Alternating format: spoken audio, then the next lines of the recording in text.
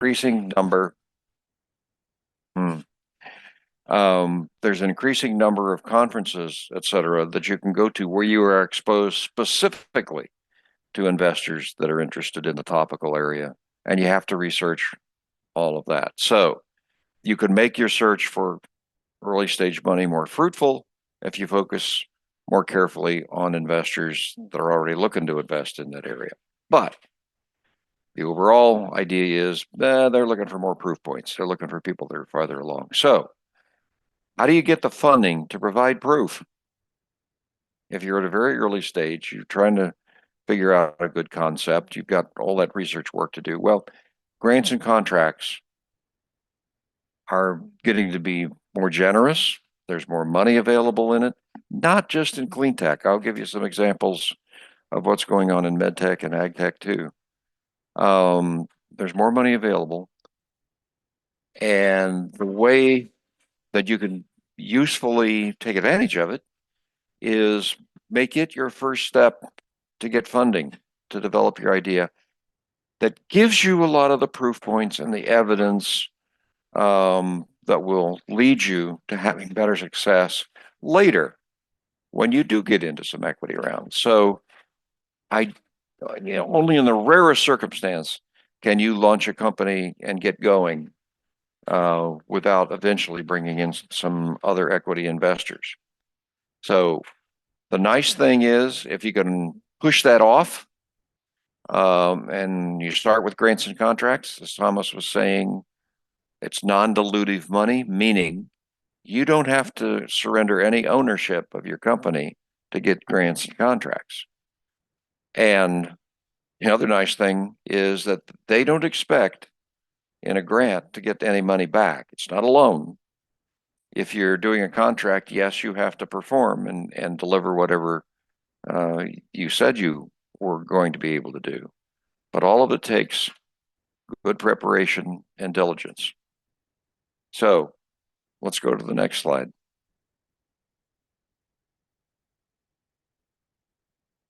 All right. A reminder of what we looked at last time. This is the business model canvas. So what you're trying to identify very early on is what is the pain that you're trying to relieve so that you can come down to some kind of value proposition. What is it that you're curing? If you're dealing with equity investors, it is not a good idea to say the pain that you're relieving is generally removing carbon dioxide from the atmosphere. It has to be a pain that some customer feels. It has to be something pretty specific to them because in general, the planet doesn't write you a check. It's some individual, organization, company that writes you a check. So you have to do your research in who those customers are, how you want to relate to them, what your specific targets are, channels, or how you're going to go out and reach them. Are you going to do it over the internet? Are you going to use a distributor and just add your product line to improve theirs, etc.? What are you going to need to get all this done? Who are your allies? Who are your key partnerships?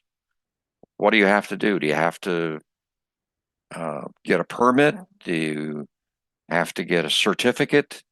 Where are you going to get that? And there's all sorts of help available through universities and Small Business Administration, small business SBDC, Small Business Development corporations.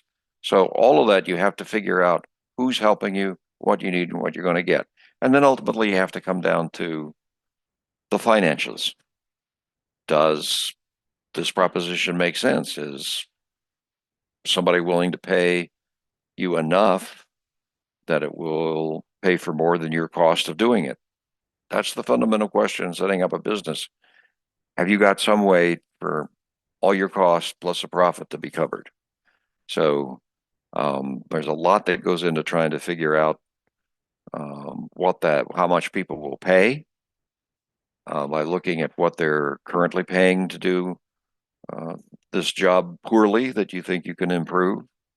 You can look at a lot of analogies, or you can try to test some ideas, and when you're interviewing customers, get an idea of what they would pay for the kinds of problems they're describing to you. So this is just a quick review of what we talked about last time, but the number one thing you're trying to do is talk to enough potential customers that you're getting an idea of exactly what kind of pains they are experiencing, and you're trying to see then how your idea could help them relieve those pains, how much they'd be willing to pay, how much it's going to cost you to do it.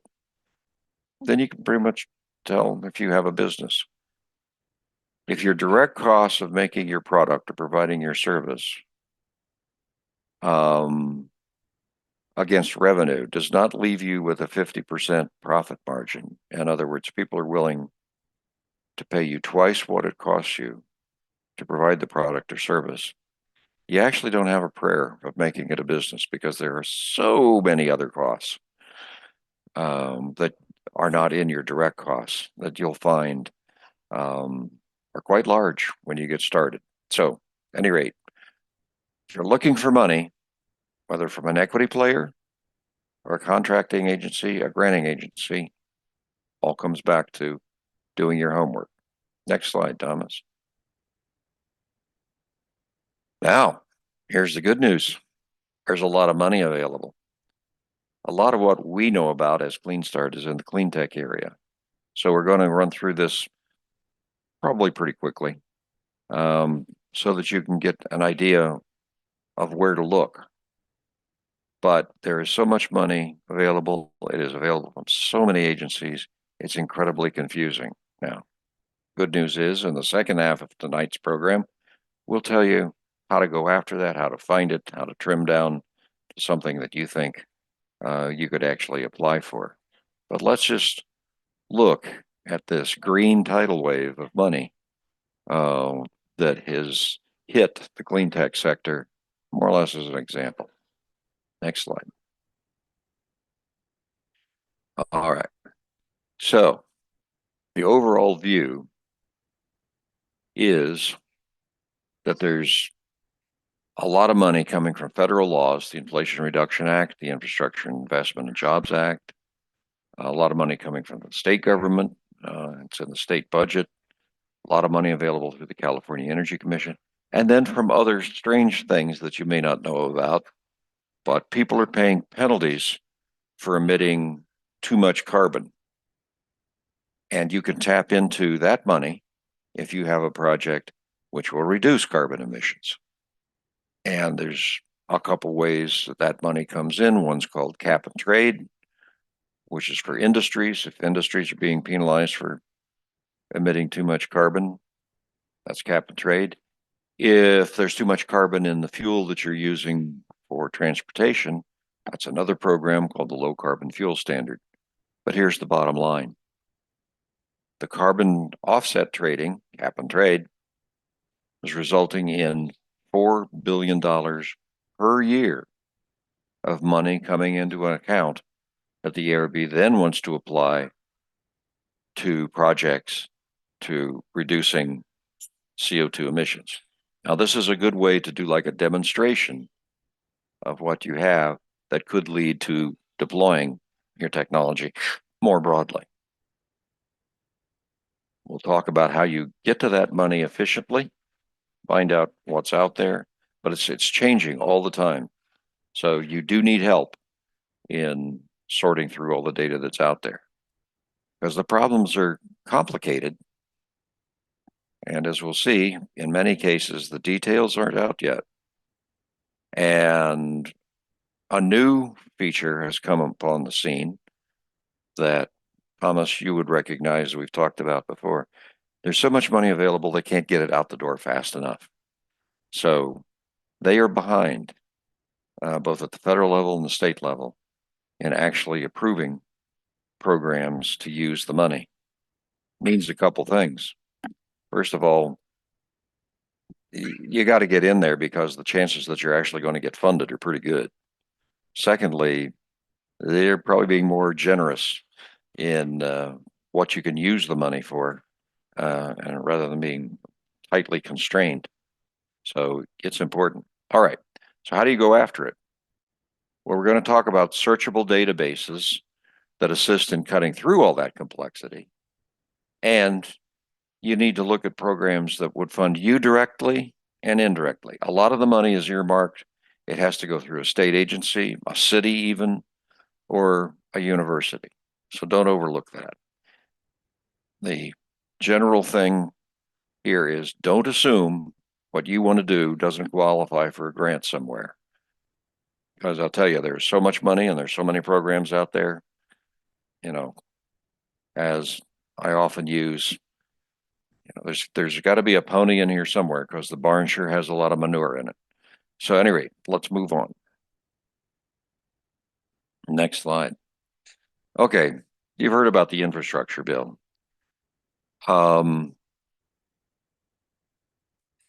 In general, there's about 2,500 pages of government documents you have to wade through to figure out what's available. This one, it's not only the law, but it's the 459-page guidebook that is a bit daunting.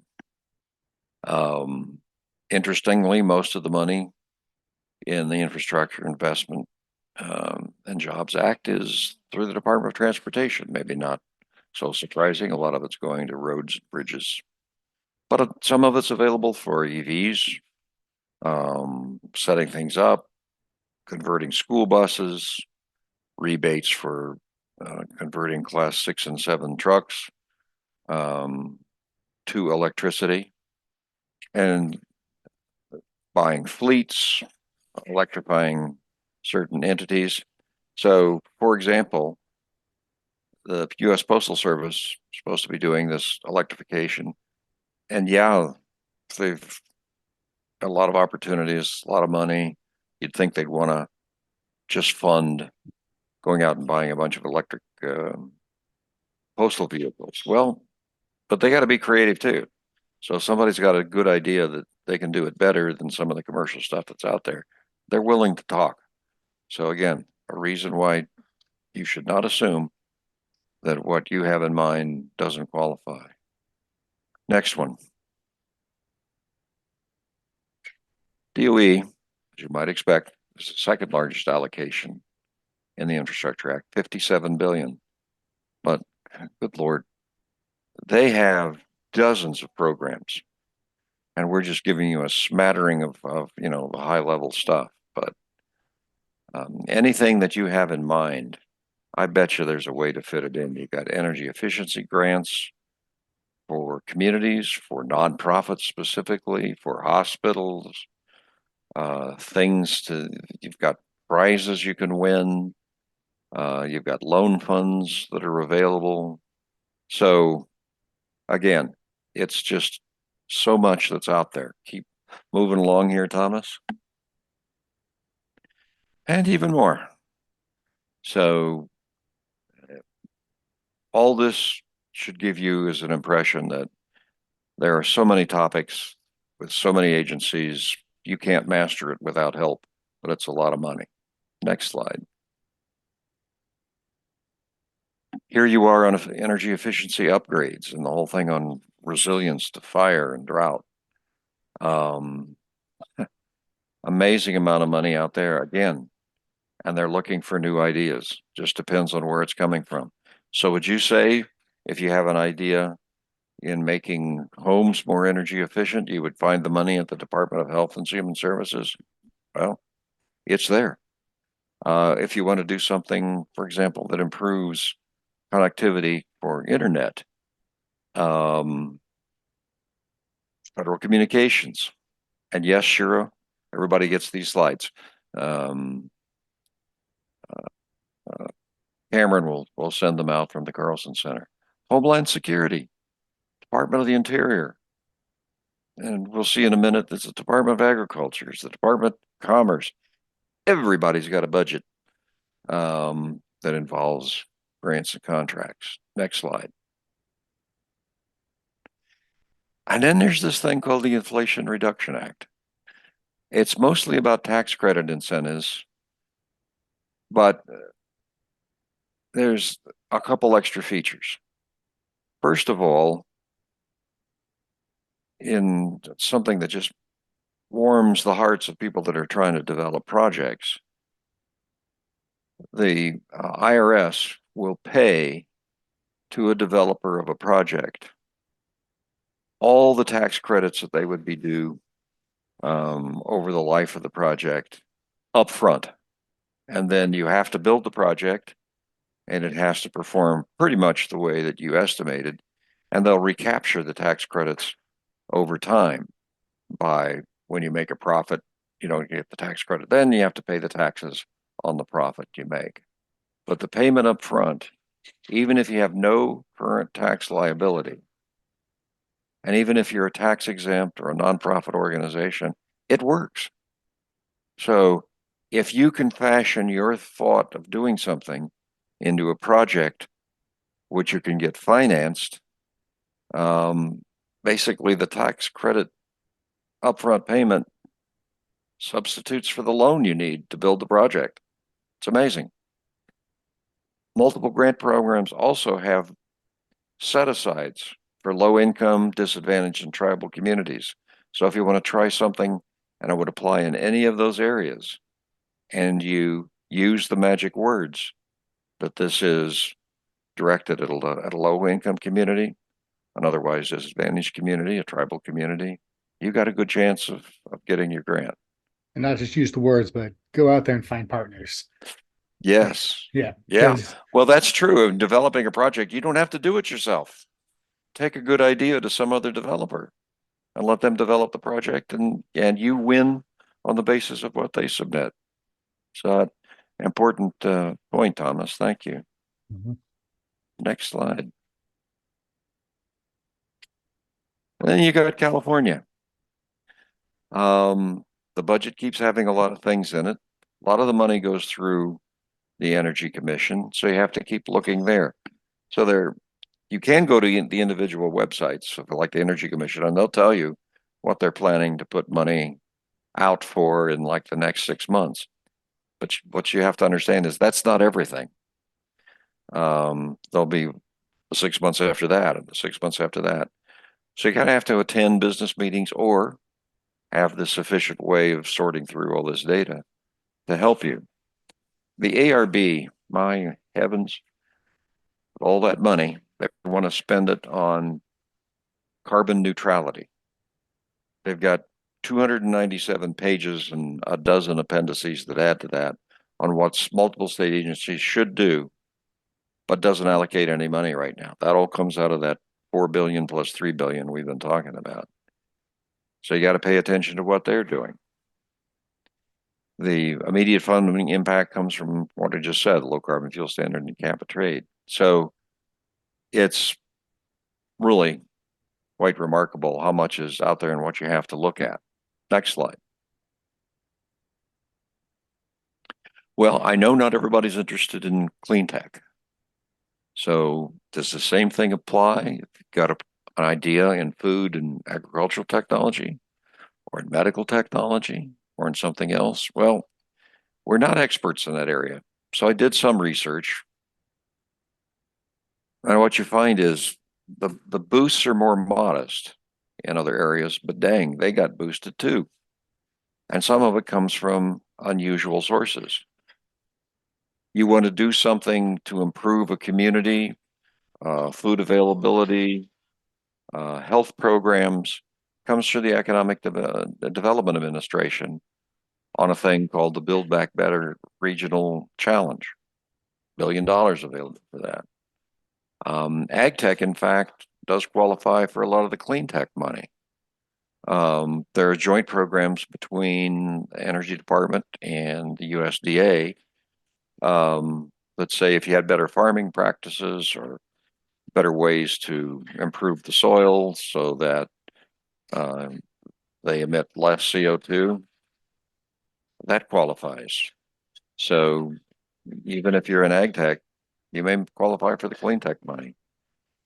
The Economic Development Administration, similar to what they do with this regional challenge, does collaborate with other agencies in providing medical technology grants. So A lot of people are overlooking these opportunities.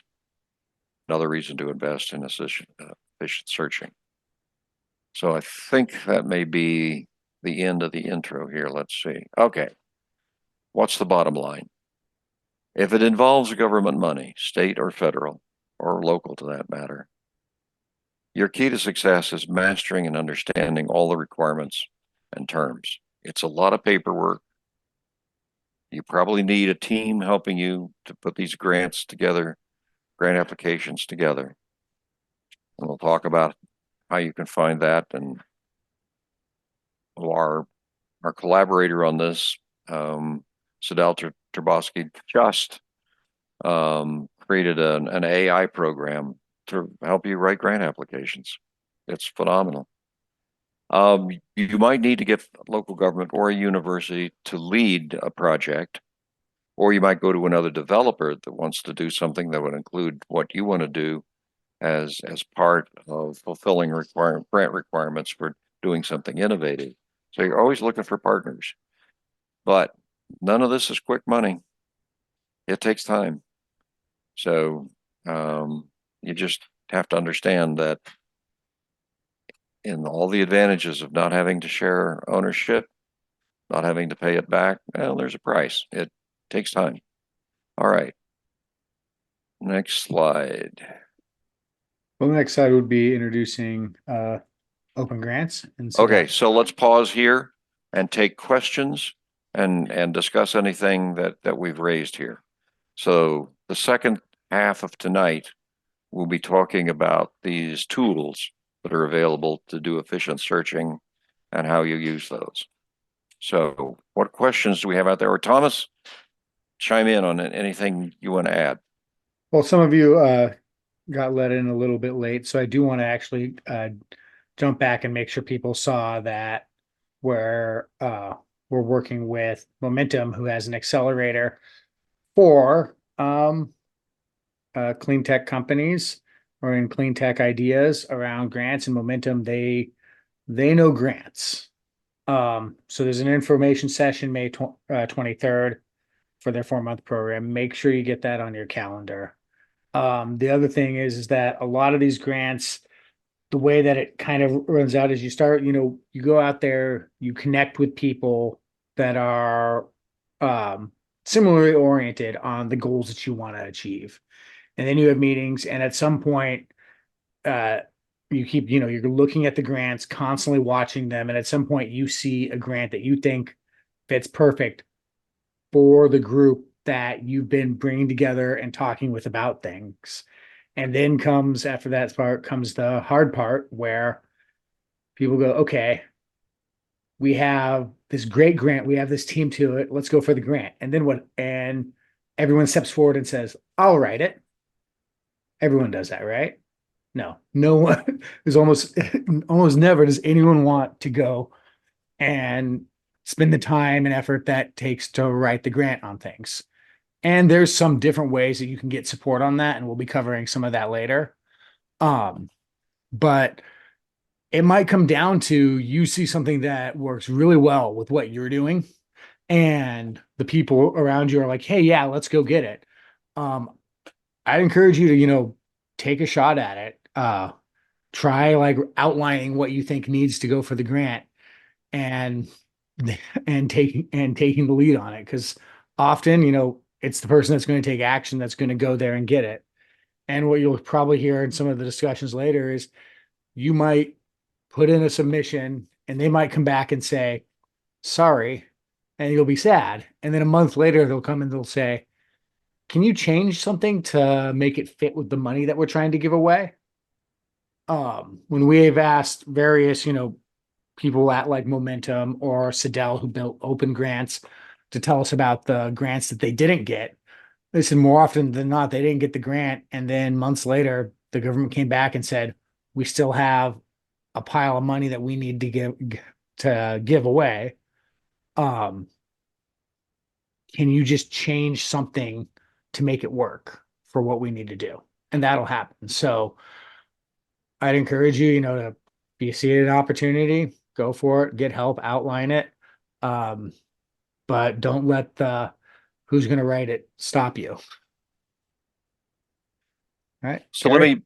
let me just impose on Shira. You've been in the grant grabbing business for more than a decade, and you've got a lot of experience and insights there. Could you share some of those insights with the group tonight, Shira? You're on mute. Yeah, there you go. Yeah, what kind of insights?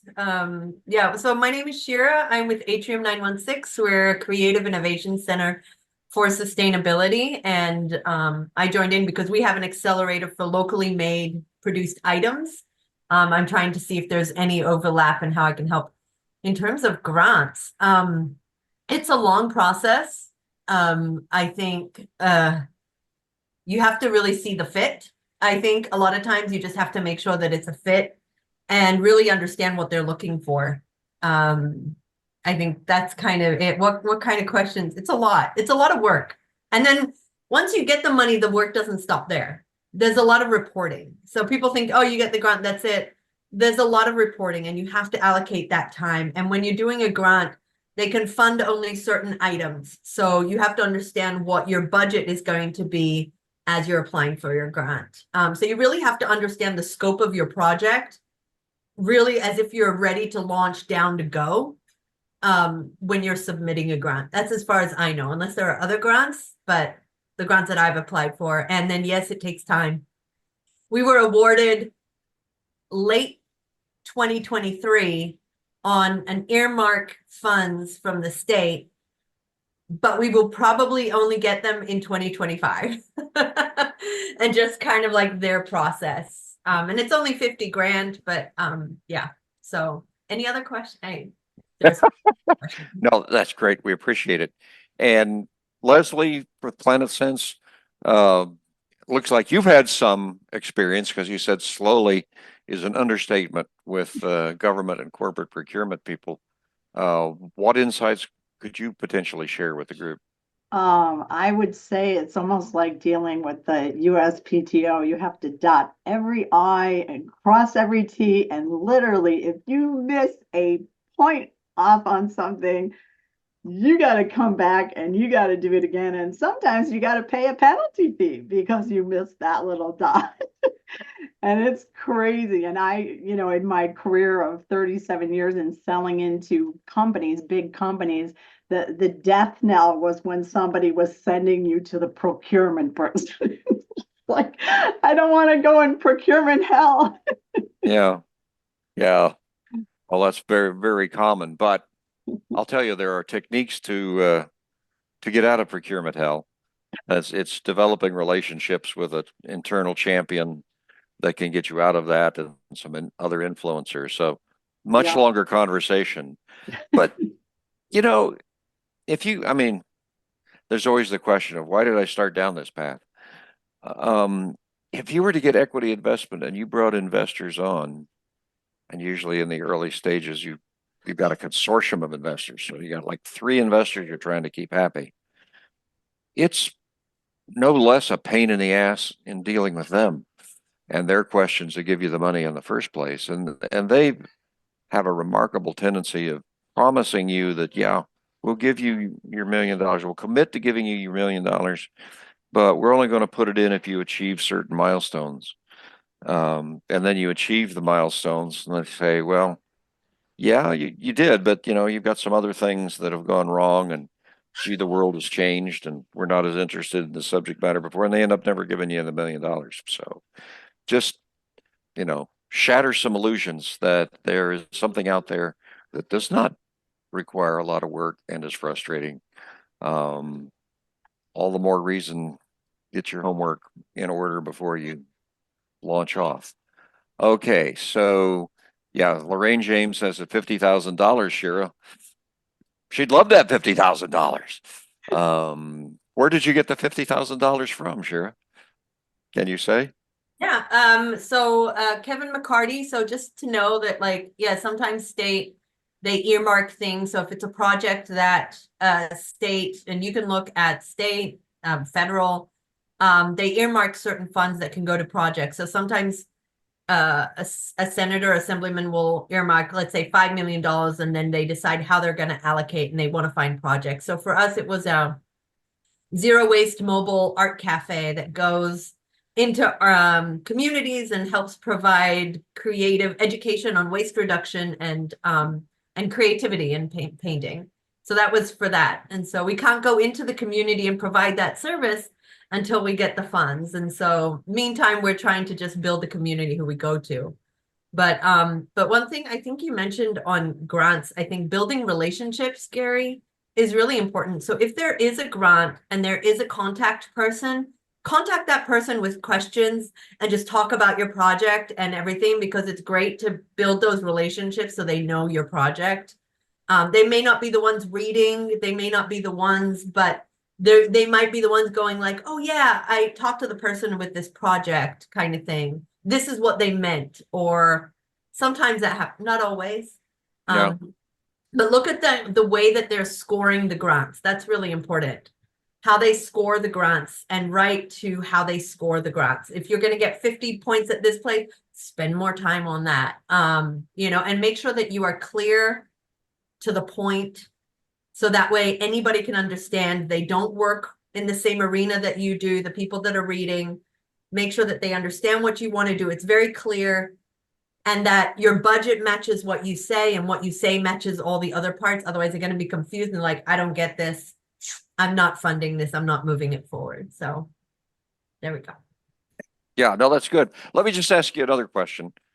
And, Yeah. we haven't ever talked about this before, but what other fundraising mechanisms have you tried? Have you tried, GoFundMe or Kickstarter or I have, anything?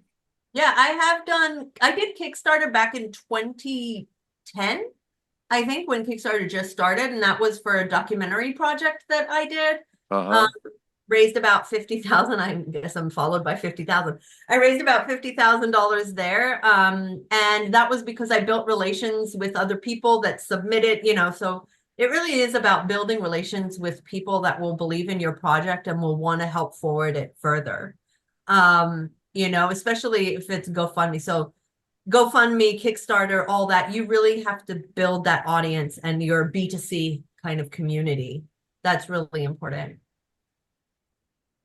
Well, it's tough to do. I mean, the other way that people try to raise early money is with friends and family. But seriously, do your homework even before you're asking your friends and family for money. They really want to know that you've thought through some of the pitfalls. So, Lorraine James has made an interesting comment here. She says, "My background is in banking, particularly business lending. So I'm avoiding the banks and venture capitalists based on my experience." Tell us more, Lorraine. Priceless.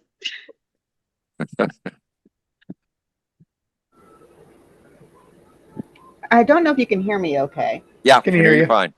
Oh, okay. Okay. I had worked with Wells Fargo as a business banker, and I came from American Express as a financial advisor, and that was a very long road. But as a business banker, you really do understand what the bank doesn't want to do for you, and then you understand what their goal is and what their opportunity to make that money back, and it becomes a constant pull and tug. Not only are they looking at the superb credit, they attempt to then put you into the typical, SBA programs, which most people don't have a building to start off with if they're looking at trying to grow capital, let alone get funding. So it becomes a very uncomfortable dialogue when you're speaking to a business owner that wants to scale. And they're scaling because they want to hire more people. They want just the opportunity just to branch and then start growing their particular market or their niche that they're focused on. The venture capitalist side of it, I found that they're very much like a banker, get in real quick and get out real dirty. They take what they can get, and then they kind of leave you alone. And then most of the time, you've lost your equity, which you usually don't get back. You might be in a position to where if you have stocks, you can sell them a percentage of premium stocks, preferred stocks. That might can preserve you. But if you don't have that leverage, you've given off what maybe a 60-40 split, 70-30 split, and then how do you get that 30% back? And then you still have to go out and reach out for money, reach out for resources. Now that the stakeholder is no longer giving you the monies to help you keep going, and now you have whatever it may be. They put you in another facility. They made some changes to your business plan, and some of it's good, but the long term of it all, it just doesn't seem to weigh out the benefits. That, don't get me wrong. Now, I'm not dismissing venture capitalists. I'm not dismissing angel funds and so forth and so on, but it's something that you have to be cautious about. I'm very much a control freak. So knowing that giving up a percentage means money, giving up control means my lack of understanding what they're going to do with that I give to them, and then just learning what it means to partner. Going back to what some other people had said, it's essential because you need to have another person to speak to you, so you don't make those rash decisions on, okay, they're going to give me 100,000 and I can do this and I can do that. Well, 20,000, you can maybe get someone who, can volunteer, and you can give them incentive pay and to help you with different things that you're reaching out and doing. So, your marketing can be done by someone who's young in college. There's different ways that you can go about, if they call it bootstrapping, is probably the best way of going about it. So again, I appreciate everybody's wisdom. Grants to me is new. So this will be a venture. So good Lord help me. One thing Yeah, I no, wanted but to highlight on that Thank you. was, Lorraine, you were talking about having to deal with private capital. And one thing that if you're able to go through a grant and, move yourself along with it, it gives you a better position when negotiating with private capital potentially later. So that way, when you first go to a venture capital or a bank and you're like, hey, I have this idea. And they're like, well, does it work? And you're like, I'm pretty sure that it does.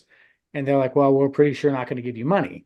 Um, but if you go and get a grant that can move your idea along, and then you go and say like, hey, I have this idea later to venture capital, and they say, does it, or do you think that it works? And you go, well, I've already demonstrated that it works here, and that I'm developing these projects with uh, communities and my first market, and the venture capital says, okay, we'll give you money for like half your company, and you say, well, no, I've already developed all this stuff without your money.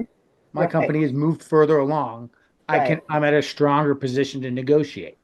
right. So, I totally agree with that. yeah, I think that you really do need to, uh, as I say, increase the territory that you're in, but hone it into an area that gives you a perspective on what your goal is, so that when you're having dialogues with an individual that has the ability to give that, big chunk of money, that you're leveraging not necessarily your company, but you're leveraging your name. And that sometimes plays out better than having to give up an equity. And crowd sharing, peer-to-peer funding, those type of industries, I'm completely aware of it. Probably for myself, I'm just going to just rely on this grant process and work through it, go through the process of it, see how it feels, reach out to some other sources that I have, i.e. like companies that I know are doing some funding to small businesses. And then, of course, my own personal, equity, and hold on to my shares just a little bit longer. yeah, yeah, yeah. exactly. Well, you're bringing up banking, and there's another twist on that that's important for you to understand. But of course, understand banks are not in the business of taking a lot of risk. So if you're in an area that they've never heard of before, they don't know how to evaluate it, so they're a tough sell. But if you do get a grant, and particularly if you get a contract to do something, you will discover that they don't give you all the money up front. You have to submit invoices, then they have to review the invoices, and they have to go through some sort of payment process. The point of which is between the time you had to spend the money and perhaps pay staff people and getting reimbursed for that could be 60 to 90 days. So one thing that is useful that a bank can provide is something called a cash flow loan. If they know you've got the money coming in and you can show them evidence in the exact language in your contract that you had to sign, again, it'll be based on some history that you have, and you have to submit some financials for it, et cetera, et cetera. But you can get something that gives you some flexibility. So please consider that. Don't put it all on your credit cards at 20% plus interest. There are other ways to engage banks to leverage what you get on a contract or a grant. But if you could find a bank that would loan you money, and it could be a long-term loan or something like that, I'm still wary of it because so many things go wrong in an early stage business that Right. sometimes taking on regular debt can just really sink you. Okay, so we've got some other things here. Yeah, unless you're Silicon Valley Bank and you were bankrupt taking too much risk. Well, they did a number of stupid things, not necessarily dealing with risky startups. What they did is they didn't hedge their portfolio of contracts on where they were borrowing the money from. But at any rate, somebody had a question on intellectual property. Yeah, when you're talking to, whether it's an equity investor or a contracting granting agency, you have to be sort of circumspect on, how are they going to use your information? And if there's something really confidential, I'm not real much a fan of non-disclosure agreements protecting you. So it's probably better to just find some general way of telling them what's going on. When you get into the deep discussions, maybe you do have to be protected by a non-disclosure agreement. But realize who you're dealing with. If you're dealing with an equity investor, they're generally not in the business of stealing ideas. If you're dealing with corporate venture capital, it's different. They're actually looking for new ideas that they can add to their portfolio, and they have more of an incentive to try to learn what you're all about and to not treat your intellectual property with respect. But you have to be very wary of this stuff, and your intellectual property comes in a whole lot of things. It's, who are the customers that you're dealing with, and specifically, what have they told you? It could be, the classic is the formula for Coca-Cola, but there are things that on how stuff can get assembled that's probably not patentable. You have to treat it as a trade secret. But we're not going to get into a whole discussion here on patents. That's a long topic, and it's a very expensive process. So I wouldn't always count on getting something from the patent office to protect you. And boy, that's a crapshoot. Depends on the examiner you get at that USPTO. Sometimes you just want to strangle them because they ask such idiotic questions. Okay, somebody on here has mentioned CalTestBed, which is getting vouchers to get your product tested and validated by a lab that's designated, usually a university lab. Let me see up here. Okay, Yeah, so it's Fred, usually a UC lab. We actually have a discussion with Cal Testbed. I'll drop it into the chat. There's also Cal Seed that already passed, but it's every year. And it's for your ideation, and that's $150,000 for ideation kind of level technologies that fit in what they're looking at. but understand it's a voucher program. The money goes to the testing lab. Not much of it comes to you. So it's a way to get the proof of concept validated and have a document that tells investors and everything that you're not violating any laws of physics, and that the performance was such and such. But it's not really money that comes to you in any significant quantity. Okay, so Leslie, you've got me fascinated here. What's a DAF fund? Yeah, that's what I said. Basically, it's if an investor basically says, like an investor, VC investor, or even an angel says, I can't, or even a family office says, well, we don't invest in that industry or that stage or whatever. You just say, do you have a DAF or do you have a DAF? And they usually say yes or no. And people like me, like most startups, I never even knew about it. And this guy's walking around the conference and he's sharing this, and not one startup knew about this. And it's great because the worst thing they can say is no. But when they say yes, they've got this little kitty that they say, yeah, actually, we do have a DAF, and let's put your thing in. So if they have enough interest, but it doesn't fall exactly in their stage that they fund or their industry that they fund, but they go, wow, this is a really good idea. We'll put our money towards this. So yeah, a donor It- advised fund. Yeah.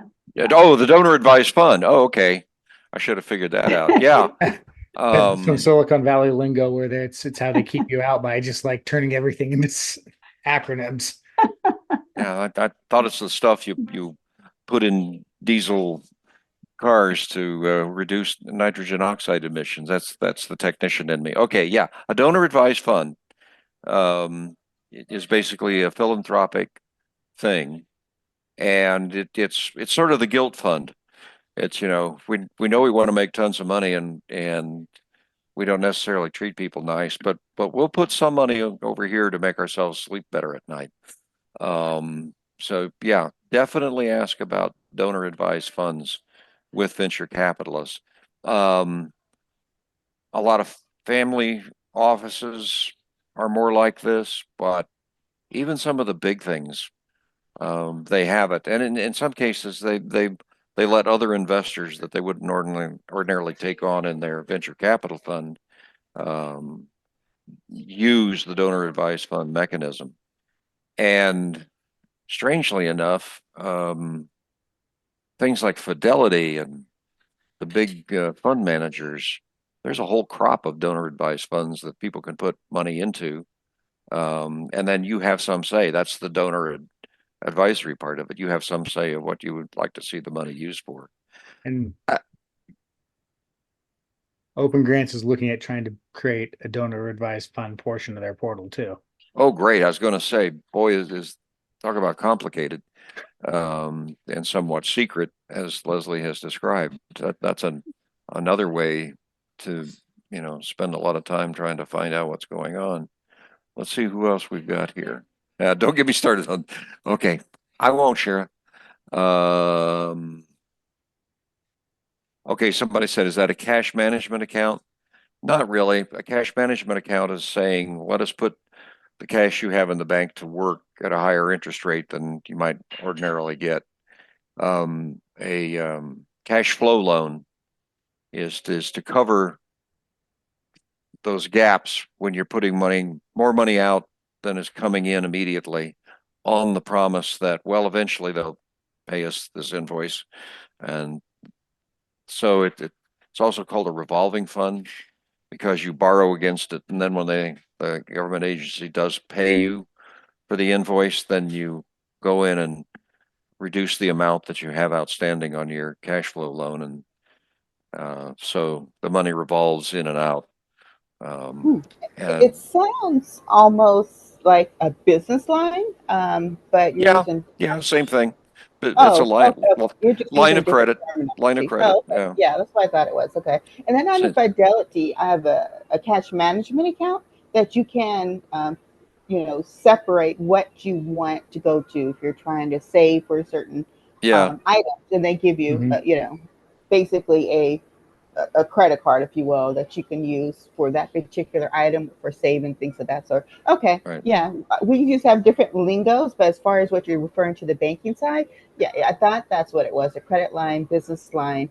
Um, yeah, a lot of it's contingent based on, what your value is to the bank, right? You high value, Right, you're not, things of that right. sort. Understood. Appreciate the information. Yeah. So we're going to take a break here in a minute. But I see that Luis Sanchez has joined us. Luis, are you on and available? Hello, good afternoon or good evening. Yeah. Yeah, I'm here. Thank you. Well, I'm going to lean on you a little bit Listening. because you've had pretty good success in going after grants. Are there any key insights that we haven't covered that you would care to share with everybody? Well, I think everything has been pretty much discussed. They are difficult to put together, to write, to justify, to focus in on what you're trying to achieve, and then developing the budget that, like someone said, you have to like dot your I's. You have to really have your pennies counted in there, your time, the allocation of hours that staff will be involved, and what's their hourly rate or their salary. And then you have to kind of, once you develop that, you have to follow those expenses. You can't go over because you're not going to get paid for whatever you put time into that's over what you budgeted. And you have to report back. And like you had indicated earlier, invoicing does take time because as the lead grantee, you have to collect, invoices from your partners if you do have partners, and they're charging you to conduct certain activities under the grant. And then you have to collect all that and then submit it to the funding source, which then they have to review it. And if you're off by a few cents or they have a question, then it causes delays, right? And so when you say that, you have to possibly wait up to 90 days for reimbursement, that's not too far-fetched. And for sure on that, Gary and Thomas. And so we do that constantly. I mean, we're always working with the state on certain grants, and it's, they say we'll pay in 45 days once you submit your invoice, and you're already submitting a monthly invoice 15 days after that month. And then they have 45 days in which to pay you. And so you're already 90 days right there. Yeah, And if no, there's a glitch, obviously that causes even further delays. that hurts. But the other side of this, Luis, I've certainly appreciated your success and what you've been able to do. But would you say, once you start getting grants, you sort of gain in credibility that it's a bit of a virtuous circle, that it's easier to get the next grant because you got a track record, particularly if, people have audited you and found out that you haven't messed up managing the money. Well, that is part of it, I think. But when you're submitting grants, you're, like you had indicated on your slides, various different funding sources from, the Health and Human Services Department to DOE to EPA and then there, many more different departments within the government. And that's on the federal side. Then equally on the state side, you may receive a grant from one department or one division, but they don't share information about your success with others. Oh, great. Unfortunately, Yeah. You have to kind of do that yourself. You got to do the politicking, you got to do the advocacy, you have to start talking to your elected officials and share what you're doing so that way they understand. And ask them to, give you a support letter when you're submitting for a state or a federal grant. I think that also helps because sometimes, especially in Washington, our congressional representatives in California or in the Sacramento region, they have staff in Washington. And if you ever get out there, you got to meet those staff people. And then they're advocates for you between your funding request and that funding source. So that's a key element that I think is important to keep in mind. and it's a lot of PR, right? right? But eventually you establish those relationships, and then all you have to do is pick up the phone or just send an email to the representative and say, I need your help on this. And they're willing to communicate with you and see how they can advance your project and your proposal. So, but and then as you get experience with different grants, you sharpen your skills, obviously, in preparing future ones. Mm. I am not the grant writer, and so I don't have that skill set. But I am engaged in answering many of the questions that the grant is asking, and what your vision and your proposal needs to look like.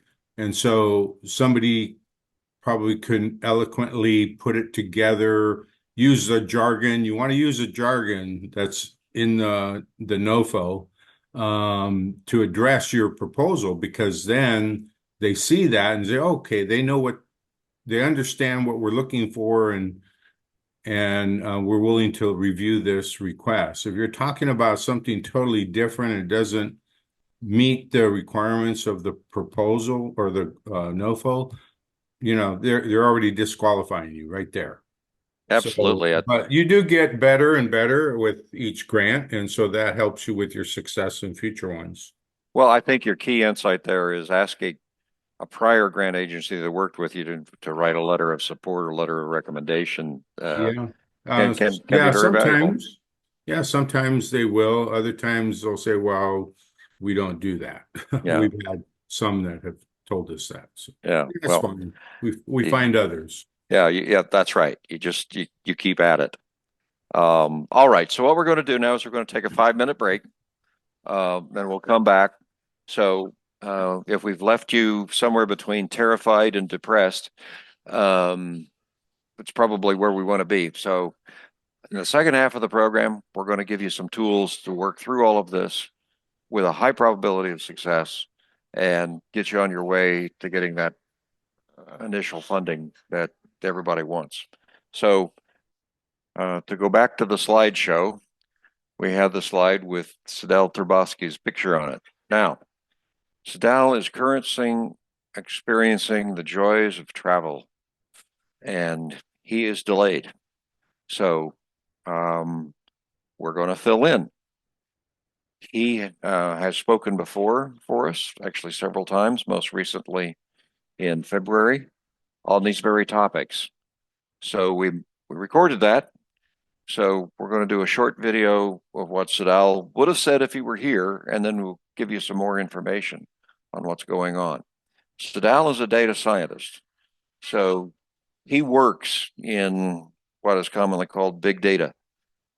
So he's very good at using these enormous databases and being able to search them efficiently, and is using various artificial intelligence devices to help with that. So between Thomas and Christina, start the video if we've got that figured out.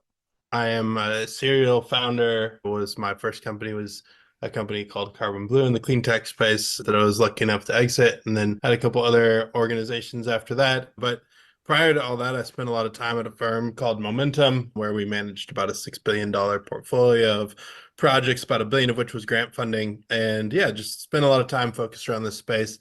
And we built open grants in order to kind of make grant funding more accessible and equitable. So, and for the record too, we've been on the AI train since day one. When we launched in 2018, that's how we match people to grants. So anyways, all that to say that I think grant funding is a really critical resource for this space. And in kind of thinking about a couple of things that, I wanted to get across, I think someone mentioned NYSERDA, someone mentioned SBIR already. I think one of the things that is really important to understand about this space is that it is very relationship driven at the end of the day. And so to the extent that you start thinking about grant funding and building your company and building your technology, it's important to realize and put the government agencies and funders that you might work with in that frame of partner. And so similarly to how you might think about VCs and other investors that you might raise capital from, government and those deploying grant funding who can also be philanthropy and corporates, they're very much a partner. It's very much a relationship that you can use to not only get more grant funding, but also to grow your company and send positive signals to investors and other folks who'll be interested in funding what you're up to. So yeah, just wanted to share that. I have a couple of other kind of thoughts and sort of like key concepts around grant funding that I wanted to share. It's a nice small group too, so happy to take any questions from folks along the way about anything specific you're working on. But yeah, I did want to frame it first by just saying that grants are a lot more than money. Very similar to value add investors. You want to develop that relationship with that agency, with that funder, because they can give you a lot of really interesting things, including just more grant money, but also introductions to other agencies, introductions to other people who might use your technology. And as mentioned, they're also just a really great signal to investors who'd be interested in what you're building. So with that, happy to answer any questions. I can also talk a little bit more about open grants and what we do and what the platform provides. We do have a free trial, so you can hop on there. And you guys are the first to hear, but if you go follow me on Twitter or LinkedIn, tomorrow we're launching a thing called Climate Grants.io, which will be specific for this kind of clean tech and climate space. Then it will be a sort of beta of kind of the new interface and experience that we'll be providing through the Open Grants platform as well. So, but specifically for this arena. So anyways, I'm excited to share that with y'all. Would love for y'all to take a look at it when we get it out tomorrow. But in the meantime, yeah, happy to, I'll open it up for questions. And then if there are no questions, I can chat a bit more about, what we do and the process we've seen and how we like to support and think about grant funding for people building in this space. So now one point that you've made powerfully before is just the process of going for grants also involves, a lot of front end work on getting known in the agencies that are providing the funding. That you need to find ways to show up for webinars anytime that there's a workshop, be there so that they know who you are, and eventually when funding opportunity notices come out, there'll be some contact person, and avail yourself of the opportunity of asking questions in the formal way they set that up. But talk a little bit more about, the ways that you improve your success. Yeah, will do. I think Gary, and then I will get to your question, Marissa. So yeah, I think, one of the things Gary's alluding to is really important. In particular, public sector agencies like NYSERDA, California Energy Commission, government at large, they engage in a public process of discourse and fact finding. So before they ever get to issuing an RFP or a PON, they engage in more of like an RFI process, which is request for information.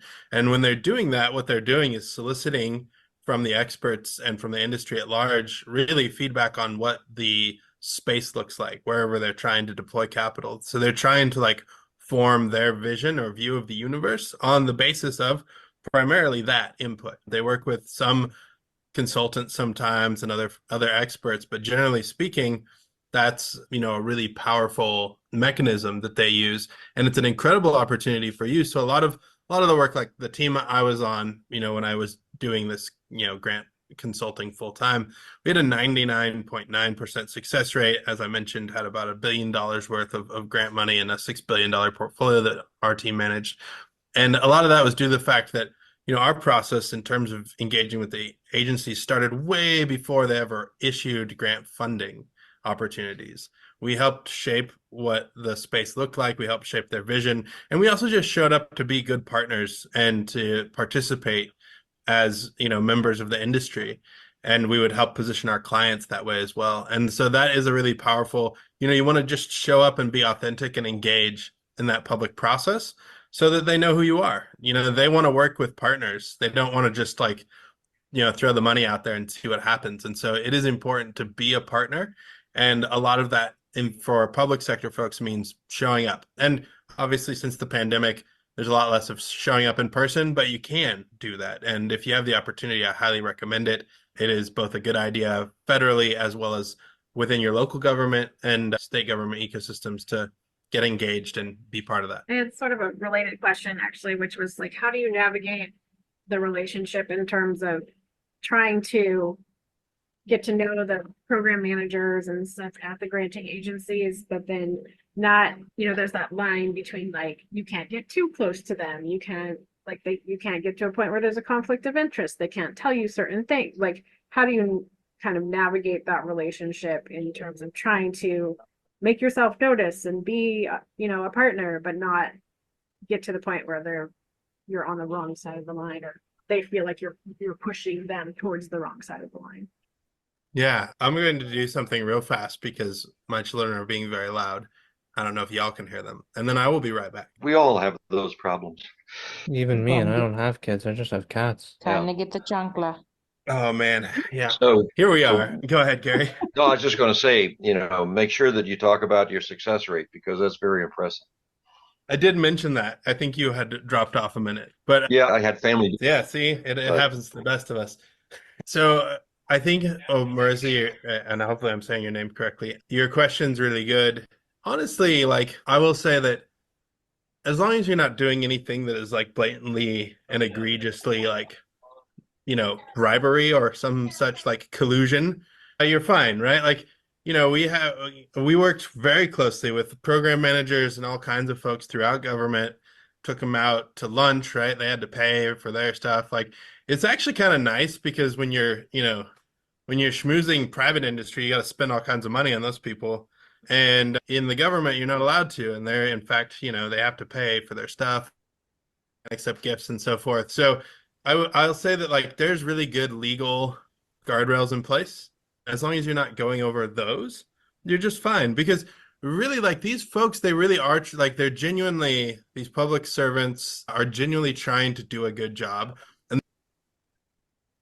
All right. That was an intro of it. And we have a lot of other videos with Sidel that we've shortened down that we're going to share with you guys. And we'll make sure are in the links going forward. But right now, I wanted to walk you guys through the open grants that Sidel was talking about. You guys ready for this? Toast, are you ready for this? She doesn't care. All right.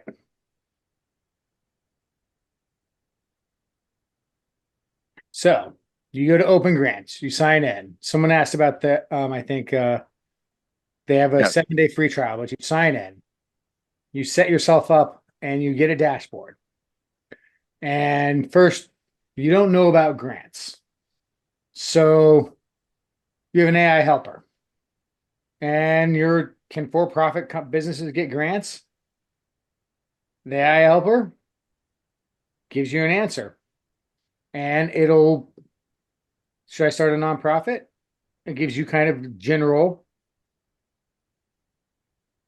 answers on it that, so I think I like this one because it says, in almost every circumstance, the answer to this is no, because nonprofits are a tax thing, not necessarily a grant requirement. But if we go back here to the grant finder, let's say since we have Shira Lane here, we want a grant on the circular economy.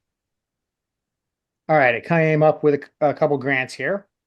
And you're like, I want to discover this California Departments of Recycles, the Cal Recycle grant. Can look at it there, summary, bring it up here. Now, you can go to the website and see what they're working on there. You can go and hire a grant writer and find grant writers that may work with you. Now, one thing about these grant writers, and Sidel does discuss this a little bit later in the video, is there's grant writers that cost a lot of money, and they go and they give the best application they can get forward. And then there's also grant writers that they'll do it on, if you win the grant, or they'll do it for a much discounted rate. And while those are out there, the kind of the double-edged sword of them is that often they're doing as many grants as they can because the more grants they do, the more likely one works and they get paid back. So they might not be spending the same amount of time as if you went and paid a professional company potentially a lot of money to go after the grant. I have a question. Can you go Sure. back to that, like, where you were searching circular economy? I just want to see how, because that's kind of like somewhere I fully understand the grants that are coming through that. Yeah, if you Yep. click,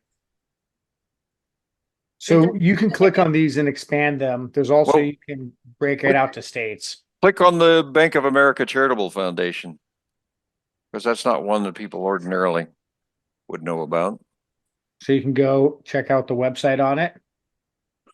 And it looks like it bounced us back. So I'm going to it have just to, goes to its like standard, doesn't go to the direct grant application. I can see though, like when I click the website, it has it in there and then it bounces back. So I'm going to actually email Sidel about this specifically so that he can go and repair that. Yeah, because I'm like, okay, draft an application with Grant AI, so it already knows what. That's what we were going to get onto Oh, next. sorry, but Yeah. I know because everyone saw that, and everyone's like drafting an application with Grant AI, and then of course I went over and went, website, grant writer, because this is what you guys want to see, right? Right.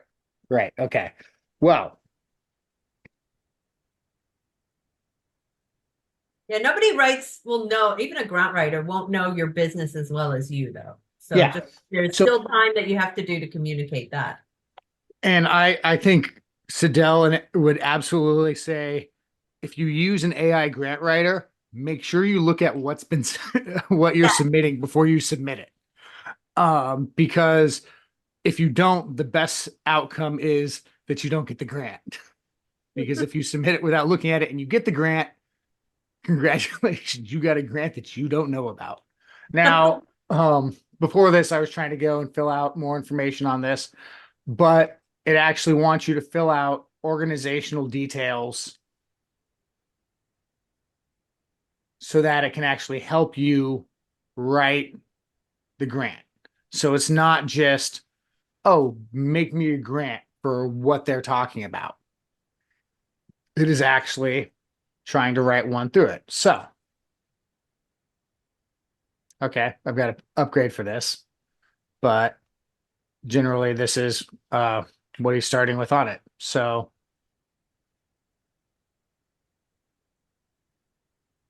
you have the organizations, you have the grants that you can go and write and apply for. That'll be here. But it works through trying to use AI to write the grants. And Gary, he released this a month and a half ago, maybe? Yeah, the grant writer thing. Yeah. Yeah. So he's still in beta. Yeah. So, it's going to improve over time, but what a time saver. Because one thing it does, and playing around with it is what we always tell people. Look at what they're requesting, an application on, and then use a lot of those same words in your application. So, you're not going to be the reviewers of this, are going through stuff fast. So if they see words echoed back to them that they used in the request for an application, then they're going to give it a longer look. So I think it's helpful as a foundation, but like with anything you use in AI, be careful because it may go off tangent and start committing to things that you didn't realize it was doing. But for framing a basic start with an application, it looks like it does pretty well. Yeah. And there's a lot of other places where you can kind of find grants and stuff like that. Like there's Empower Innovation Network, there's Grant Wizard, there's a grant thing on the CEC. And if you've kind of tried to go through those in the past, um, like a lot of, I'd say, government kind of programs like that, they start off really, really strong. And then they're just not always upkept and they get harder and harder to peruse. Yeah. Yeah. The ARB has a funding wizard for its own agency, and then for several others.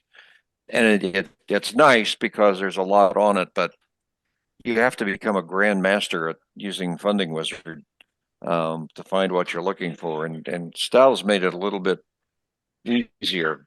And one thing that he does say is that that first line where you enter what it is you're looking for, don't just enter the first words that come to your mind. Do it several different ways so that you're training the algorithm for what it is specifically you're looking for. So if it isn't giving you the right information, say something more. The more words you give it, the more things it will find that you match with. So he has programmed into it all the stuff on the Inflation Reduction Act, the infrastructure bill, and Build Back Better and all that sort of stuff. So it's on there. So sometimes you just have to be diligent about what you're querying in order to get something closer and closer to what you wanted to do.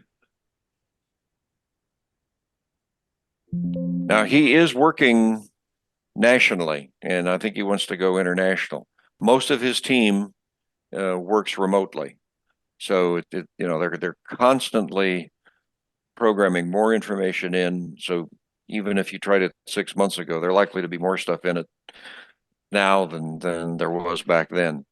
Yeah, 7-day free trial. So take advantage of that. Spend the entire 7 days putting in words. But it's relatively inexpensive. I think it's like $20 a month to just keep going on that. And it's a lot faster to find things than combing through a bunch of websites that you find on Google. Instrumental is another good one. I just posted there. They're expensive. They're like $300 a month, but they offer 30 days, free 30 days. And then you can export the things so you can go through them, click on all the things that you're interested in. And then even after you're out of it, it will continue to send you emails about, hey, this grant. And then you can just Google the grant that they're talking about. Right. Go directly. Right. Yeah. Well, there's another one called Grantify. And it's got a free trial too. So there's more than one out there. My experience is Sedell's is probably one of the easier ones to use, but these other programs, take different ways to sort through stuff. So yeah, they got free trials. Try them all. It's so much faster than trying to guess where they've hidden the money.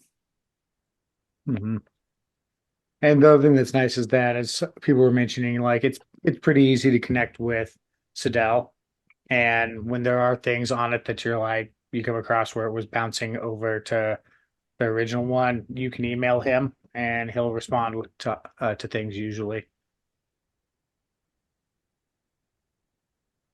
Which I think is always a giant benefit when you're trying to figure stuff out. Right. So to go back to using a grant writer, well, that sounds like toast. And it's definitely the case. The ones that want to be paid up front probably have the greater chance of success. And by the way, a lot of stuff that Sedell works on and his partner firm Momentum, they'll interview you and get more information. And sometimes they just come to the conclusion that they can't help. They can't find you what it is you're looking for. But that contributes to their incredible success rate. But if they take you on, particularly for some of the paid grant writers, you got a really good chance. So bear that in mind. But there's all sorts of people that they work with on a freelance basis to do the grant writing. Now, eventually, you'll probably acquire the skill of knowing how to write these grants yourself after you've seen a number of them. But as a place to get started, I'd seriously consider finding a way to pay for human beings to help out. Shira? Yeah, what does that mean? Can you define to me what that means, take you on? It's like, what does that mean? Oh, that they'll accept you as a client. And then you pay them? Yep. Okay. Yeah. So, What's they're, the company that you have to pay? Is that Momentum? Is that grants? Is that, sorry. I'm not sure I understand the difference between The momentum grant and writer. open So grants, but I think the question is the company that you would pay, is the company that's writing the grant is what Gary's referring to. So if you went through, let's say, open grants where you can actually be matched with grant writers and you got a grant writer help you through that, then you would end up paying that grant writer, not Momentum and not open grants. right. Oh, okay. I got confused, like if they take you on. Okay. Yeah, there's a whole bunch of freelancers. So I forget the one that Chico Stark used. It was Robert somebody. But he was one of the better grant writers, and Chico Stark got every grant that he applied for. So they do know their business, and a lot of them specialize in certain agencies, and they have relationships there, and they do a lot of the legwork for you in trying to get your organization recognized within whatever agency you're hoping to apply to.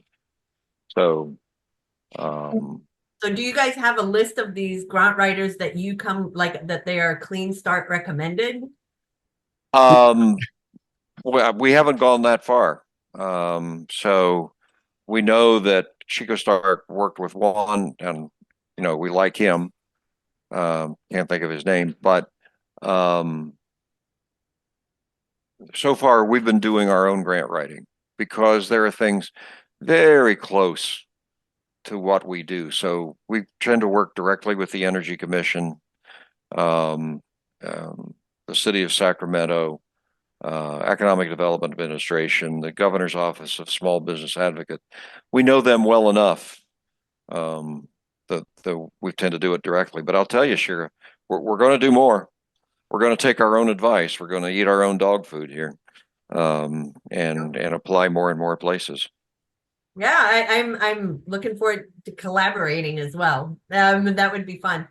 Yeah, We're too. That's what I'm saying. Like, if there is a good grant writer, because I mean, like, it makes sense to me to hire a good grant writer if we're going for a federal grant or something like that, that are a little bit more complex. But at the same time, if I hire a federal grant writer, I need to hire a grant administrator if we do get the grant, because just reporting on a federal grant is a lot of work.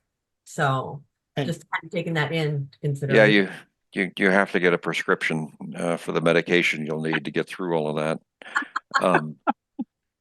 And So I cannot emphasize how much though, like grant reporting and being good at reporting on your grants is something that will benefit you further. Because anytime you go back, and CleanStart's had this experience where people have been very grateful for our grant reporting on their overall on the programs that we've worked on. So, you might think that it can be a headache, but it's also it's incredibly important for the entire thing to function and get more.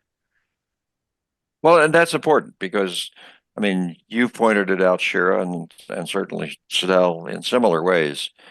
How you turn in information, and number one, please be on time and not late. How you turn in information on a monthly or a quarterly basis to the agency that gave you the money is extremely important. They will give you a grant or a contract, and it will have certain tasks in it you have to accomplish. And they're like all the same. It's tasks 4.2 and 6.1 and everything like that. Don't make up a new format. Report it exactly as it's in your contract. Because if you don't, they're going to ask you to rewrite it. And then you get to go through the headache again. And whatever it is that it says at once, if it says, we want you to, reach out on this and contact this number of people within this time frame, then give them the numbers within the time frame. Don't make it difficult.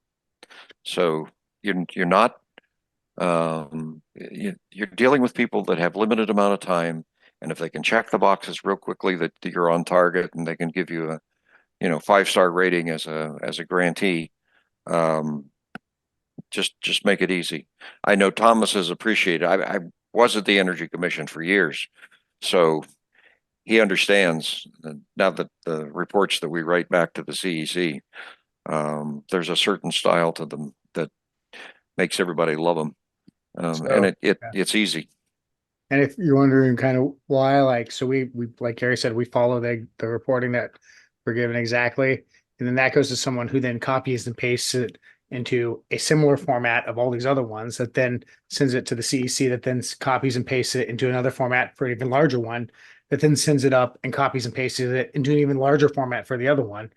So being at the very beginning and making that easy for them is something they very much appreciate because it goes through all those things and each person, is mean, they're doing more than just copying and pasting, of course, but they're moving your report along and it just makes it a lot easier for them and they say thank you. So they're always looking for metrics in these grants. Have you achieved your metrics? And there's a skill in picking the metrics you want. And you got to be very careful with that. And we're available if you want us to go over your grant application, and give you suggestions, as well as dealing with open grants and momentum. It's fine. We're happy to do that. But the basic rule is pick a metric that is very quantifiable. So, number of people that showed up at a meeting, or number of tests that were done, or something where it's incontrovertible that you've either met it or you haven't met it. And then when you're picking the metrics and you actually have to say what is your target under that metric, be very modest. So, as with many things, under promise and over deliver. That'll get you high marks with any agency you're dealing with. And you may have to fight with them to get lower targets. But eventually they'll figure it out. If you're over delivering on the targets you said, then that makes everybody happy. And people just want to look at numbers, and sometimes it's ridiculous, but find a number that will meet their definition of a metric. That means whatever they wanted to get out of this grant money they gave you, they got. So that there's a skill in doing that too. Yeah, it's better to under promise and not get the grant than it is to over promise and get the grant. Because if you find yourself on the hook for something that it was your pie in the sky ideal outcome and something goes wrong, I'll tell you, VCs are a whole lot more understanding than the government is on this. Because VCs, they want to get their money, their investment back, so they'll work with you. The government is more like, you're not letting me, do my reports that show I properly spent the money. Yeah, so that's a weird kind of dynamic of it. But and if you're struggling to get the metrics that you have, make sure that you have a conversation early with them. Right. May have to change the metric. They're open to that because, look, when you're dealing with a contracting or granting agency, understand basic motivation is get the money out the door. Number one, you don't want to have some controversy because only half the money ever got issued and now the legislature is going to claw it back. That's not a good look for them. And then the second part is every grant that they put out is a success. Yet they all met their or exceeded their metrics. So just understand that's what they're looking for, and you'll do much better and you'll gain some credibility. Other questions out there? Yes, climategrants.io is very buggy right now. At this point, stick with open grants and grants.ai. And talk with us and reach Yes. out to Sidell and have a meeting with him because he will, he'll listen and engage things. find community partners. CRP was in here. I know they're up for being a community partner. I know Shira Lane of Atrium 916 is always, if you align with it, she'll be interested in it. Just out of curiosity, anyone else here, if you were looking for a partner, what type of organization do you have and what type of partnerships would you look for? What would you be looking for? Anyone care to share? Or An investment partner? I'm saying like for going after a grant. Yeah, collaborator. Collaborator. Who would you like to collaborate on a project with? Mm. Or what would be your ideal community partner? I have a thought. Go for it. All right. Well, my company sequesters or separates hydrogen from methane and sequesters the carbon in biochar. It's a pretty new company. It's called Hago Energetics. And we believe we have the lowest carbon score, even better than green hydrogen from green power and electrolysis. We're kind of in between green and turquoise, actually, as the new term is. So I know I'm a lapis blue guy. I'm on lapis lazuli in Southern California when I was a kid. So I like lapis blue better than turquoise. But the partners that I want are the people who make methane. Wastewater treatment facilities, animal facilities. Right now, we have a partnership that we're working with Burway Dairy and Aligned Digesters down in Madera and Hanford. And we just wrote a $8.8 million DOE grant for that project. And we're looking to mitigate that methane sorry, I didn't have my thing on. I'm sorry, I'm cooking some chili right now while I'm listening to you guys. There's your methane. Multitasking. Hey, well, yeah, exactly. Well, if we don't have units that small yet, but we're scaling, and so yeah, that would be my partner. Anyone who makes methane, and my spiel is we separate hydrogen from methane, and we sequester the carbon in biochar. So hence we need biochar. So we also need pyrolysis units. And I believe truly, I'm not blowing smoke, even though I'm a salesman, that we are the keystone in that arch between pyrolysis and gas and anaerobic digestion. And so that's our structure, and I think we're pretty new. So yeah, look us up, hagoenergetics.com. Yeah, so landfills. Have you talked to landfills? Well, we intend to anything that makes methane. Right now, we've had 2 NASA grants and 2 Cal-C grants. Wilson Hago, PhD. We did a demonstration project at Harris Beef Ranch. They have an anaerobic digestion unit at their feedlot, and that was successful. And now we're, like I say, Burway Dairy is the largest independently owned dairy in the country, and we're working with them. And they've got dairies down in Mexico. So I think we're off and running. I'm just hoping that we don't trip on Barney's shoelaces, and that I can be of as much service as I can be to bring this technology to the world, not to the market. I'm sick of the market. I know everything has to have a bottom line, as my mentor, Warner O. Harris, taught me. He was a Bechtel engineer, and I had a hydrogen fuel cell 24 years ago with the head of NASA's fuel cell program in Warner. But I'm at it again. So I think this may be my last chance. Then I think I'll retire, but maybe not. Anyways, well, not until you finish your reporting.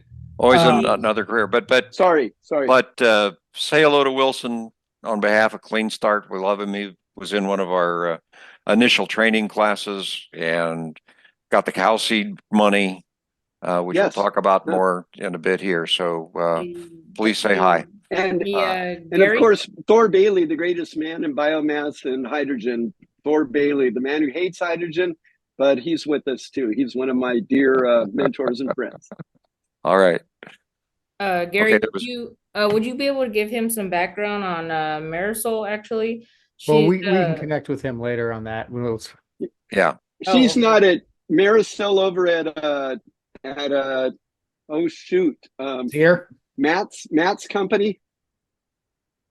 No, Matt Hart over at I think it's somebody else. I think you're talking about Marissa Zuniga, Christina. Yeah, because I just wanted to bring that up because she's looking to partner with someone to get a building. Yeah. Mhm. So she's ZERE zero. I can't remember what it is. At any rate, probably somebody else, but we'll send you the information, Bernard. But I do. One more thing. Can I pick up this video again? Are you guys publishing this? Because I really want to We will dig back share the deeply. video. Yeah, it's Also recorded. the video. Yeah, so it's Yeah. getting recorded. I'm sorry I hijacked your meeting. No problem. But we wanted to move on to another topic here, Yeah. specifically in this case for the CleanTech people. There is this thing called CalSeed. It's the Sustainable Energy Entrepreneur Development Program, CalSeed. And it's funded by the Energy Commission. They do grants, the phase one grants once a year and the phase two grants once a year. What it is money specifically for development of proof of concept. So they are looking specifically for companies that are a fairly early stage. So they'll hand out a phase one grant to develop a concept, which is I think $200,000 or $250,000. It's gone up. And then for those that did well in developing their concept and want to move on to actually building a prototype, there's grants now of I think $500,000 or $600,000. It used to be $450,000. But this is wonderful money to get. So there are approximately 24 of the phase one grants given every year. They have to fit a certain set of criteria that they're looking for development of new technologies in. But interestingly, they want to place 7 of these grants in each of 4 areas in California, those being the Bay Area, Los Angeles, San Diego, and everything else. So around here, Sacramento, we're in the everything else category. But they have not been getting as many applications as they'd like to see. So in some cases, they have not been able to give out 7 grants for the 4 areas because they just didn't meet their minimum thresholds in terms of viability. So if you have an idea that is definitely in clean energy, climate, technology, etc., look at that program. Now, the deadline is already passed to get started on the ones for this year, but it's every year. So the window is open until April something and opened in February, and it'll do it again next year. But they're really quite generous, and they provide a lot of support and a lot of connections to other things. So very quickly you can go from a CalSeed grant to be included in the CleanTech Open, where there's some major prizes to be won and a lot of mentoring and coaching along the way. So that's probably unique to the clean energy area right now. I haven't seen a similar program in medtech or agtech. So anyway, more questions. Let's see what we've got lined up here. We did have David Webb. You said you would look for utilities as a partner. And I'll tell you, you got to figure out if you're going to partner with a utility, you got to have a really, really good connections with the specific department that you want to work with on it. So what capacity would you hope to work with the utilities on? David? Yeah, so I'm kind of in the same environment as I believe Bernard or the previous speaker, turning forest biomass into electricity, carbon sinks, all that good stuff. So there's a lot of grants and funding and attention on wildfires and reducing the effects of that. And there's a lot of grants out there for that. And I would be one of the key partners or vendors for a utility company going after grants. So that's what that partnership would look like. So would you be on more partnering with them on resiliency and distribution, or on generation? On both. Okay. All right. Well, that's a good area. I know CalSeed has given grant funding out to companies in that area in the past. So I'd make sure that you pay attention to that till next for next year. And CAL FIRE is always trying to work on something on that. I know Western Placer Waste Management is actually coming up with grants for biomass solutions, and I guess it would be South Tahoe. Great. I'm in Placer County, so right Yep. next to Well, there the you go. landfill. There you go. So Yeah. Yeah, Leslie was saying that utilities fall in the slow sale category. The only things I've ever seen go fast were things where it came up like, fire resilience and, you know, extreme drought and stuff like that. And the problem is the fast part doesn't last very long, and pretty soon it all gets bogged down in bureaucracy, and then it's over on the hard pile again. But yeah, everything's slow, so just factor that into the amount of patience you need. And You hospitals are another one. Yeah, well, Very slow. hard to find the opposite, unfortunately. Yes.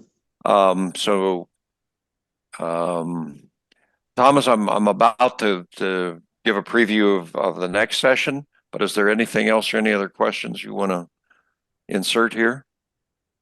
No, just make sure that if you do have questions, feel free to connect with us. If you want to try scanning your screen, you can connect with us through our link tree there. I'll also drop a link in the chat to it. Okay, so it's kind of yeah. out of focus, but Thomas at CleanStart.org and Gary at CleanStart.org, they're finally at focus. And we do have office hours, and that's on a Calendly link, and you can find a time on our calendar, and we can set up a half-hour session with you. Okay, so for next time, the second part of the grants program, we will have somebody from Momentum talking specifically about what they do. Now, when Sadal says, managing a $6 billion portfolio of grants, what he means is that they've worked with enough clients that the clients have gotten the $6 billion in grants, and Momentum is still helping them write the quarterly, monthly, whatever reports, and make sure they meet all the requirements there. So they have a lot of insight into how all of that goes and what you could do to make your lives a little bit easier. The other thing that we'll be talking about next time is things available for small businesses. So we will have a couple speakers on SBIR, which is the Small Business Innovation Research Grants, STTRs, I can't even remember what the S stands for, but TTR is Technology Transfer of Research. And these are things where they've been programs in place for a long time, but practically every federal agency has something where they've got a topic on SBIRs or STTRs that you can read about and apply for. And then in general, getting help, thinking about small business loans, thinking about doing a business, getting your technology evaluated. We'll have the same gentlemen are a part of what's called the Northern California Small Business Development Corporation, NorCal SBDC. And they're also with the thing called the Tech Futures Group. And the Tech Futures Group has experts in certain areas that will help you improve your product design or figure out ways to validate it, meet requirements of some of these granting agencies. So it's very important. This is it's been a good source of money. An SBIR keeps going up in the amount. I think it's over $200,000 now. maybe even more. Used to be 100, and then it was 150. So it's a fair chunk of money. And you can apply for more than one. I mean, there's a SBIR notifications going out all the time. And that fortunately, it's all consolidated in one place called sbir.gov. So all the agencies put their stuff in there. Not the easiest thing to comb through and try to find what you're looking for. And all that SBIR stuff is also on CEDAW's opengrants.io. So many ways that you can do it. You will be, when you get into this, you'll be flabbergasted at all the places that there's contract and grant money available from. Some of it not governmental agencies. Again, if you get into the whole philanthropic thing and the donor advised funds, there are even more dimensions to this. So we'll help you through all of that. Taking one more stab at the grants and contracts. And we could probably have 10 weeks of classes on going after early stage money, but we're getting compressed here. You've got the June 1 deadline to apply for the Carlson Center program that has $105,000 available in prize money. You've got the Ascend program where you actually get $3,500 if you're accepted into the program. And you've got a lot of other things going up. So we want to be sort of your central information source so that you know about these things. So the more you ask us questions, the more it may trigger a thought that will be helpful for you. So are there any last questions before we sign off for the evening? I do have one, and that is, can you be reached by telephone, or is that possible to have a conversation with you folks? Absolutely. But I mean, you're on the computer. So the easiest way to set up an appointment, if you want to talk by phone, is just get on, send us an email, and then we can talk by phone. Excellent. And I just want to say, Momentum, boy, what a group. I had a conversation with Matt Hart and one of his folks today. They have a great roster. And I met Matt in North Fork when we started the North Fork Biomass North Fork Community Power Company. Gosh, it's been a lot of years, but boy, that guy was just starting out as an engineer, and now he's running that company. So it's pretty neat. Local boy makes good. Thank you so much. Absolutely. Yeah, thank you. Thank you so I much. just have one other thing to tell the women. If anybody's interested, I have some resources to information on women's grants and women's accelerators. So yeah, so Cheryl Beninga, she's got something started here in a little while, but that's Fourth Wave. So that's a good one to look at too. that's one of them, yeah. Yeah. That's the Fourth Wave link to their application. And they actually have open applications right now. Yeah. Yeah. So Thomas put it in there. Yeah. There's a few others too. So yeah. Well, that's it. I mean, once you get on this train, there's cars just keep getting added. So any rate, it's thank you, guys. It's good to see all the interest and good luck. Hopefully we'll see you again next Wednesday. Thank you. This was great. Thank you so much. Bye, guys.